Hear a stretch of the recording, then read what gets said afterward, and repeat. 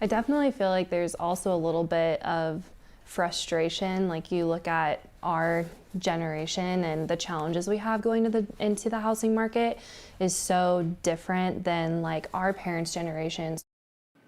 Empty nest baby boomers own 28% of the nation's large homes, while millennials with kids own 14%. That's twice as many, according to real estate company Redfin. And over the past 5, 10, even 15 years, we've heard a lot about our housing market here at home. So tonight, we're taking a look at how different generations are navigating the housing market.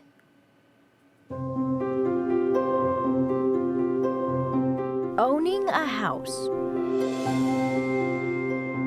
It's long been a part of the American dream. A dream that's long been a part of Zach and Emily Kessinger's future plans.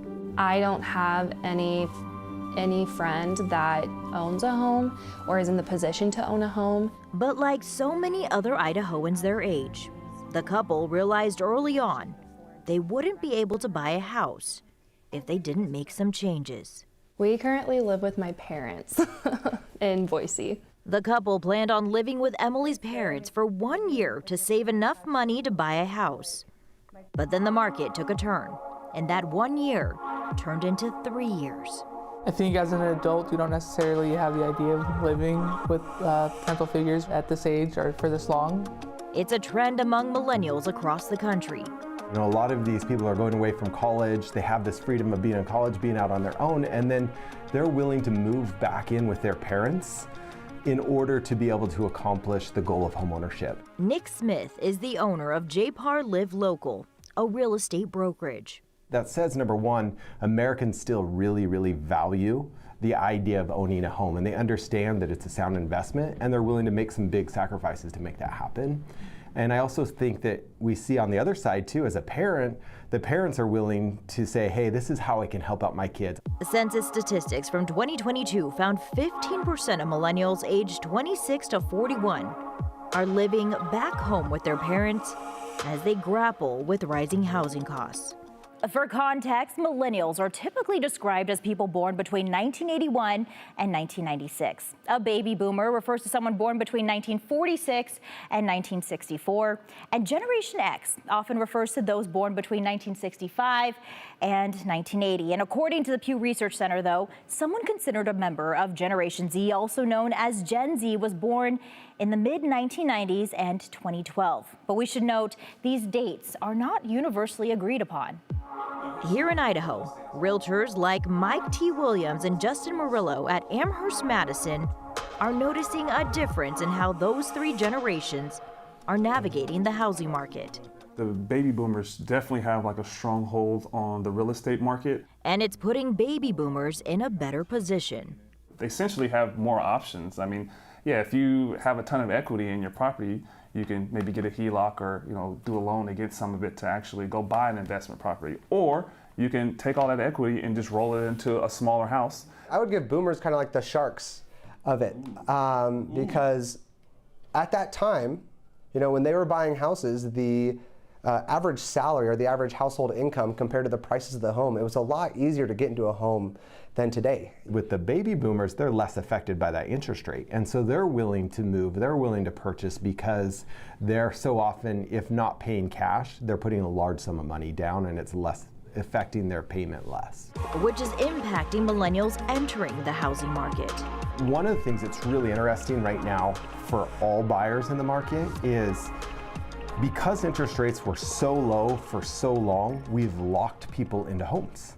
What we're seeing is people aren't willing to change their 2.75 interest rate for interest rate at 6.5 and $100,000 extra in payment.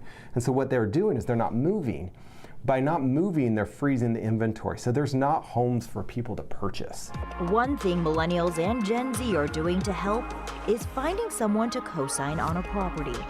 Real estate experts say that's making a comeback. I bought my house about 1.5 years ago, and I had my mom co-sign on that property, and I have a lot of friends and people around my age, about 26 to like 33, that still definitely bring in their parents to co-sign on a property. Yeah, I would definitely say if the option is there and your parents is willing to do that for you or a friend, why not? As for Gen Z, And this housing market, Justin says, he's finding they have to be opportunistic.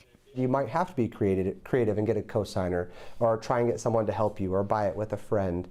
A big difference in the market Nick saw when he first began selling real estate to this age range 20 years ago. I was a student at Boise State when I started working in real estate, and I was selling homes to other students. And I built a whole real estate career selling people houses that I had classes with. And so it's just transformed over the years as far as abilities, accessibility maybe for the younger people to get into a home. He says there is a blessing in disguise here: stability. We're not seeing prices go up and down, they're just kind of riding at a level. As for Zach and Emily, their 3 years of saving and moving back in with Emily's parents is about to pay off. They're building a house now and will move out of Emily's parents' home at the end of May. It may seem like it's out of reach, but it's there. If you just look for the resources, they're out there. And you definitely have to make sacrifices. Like, no newly married couple wants to live with their parents, and you have to make the sacrifice to be able to move towards what you want. The American dream about to become a reality for Zach and Emily.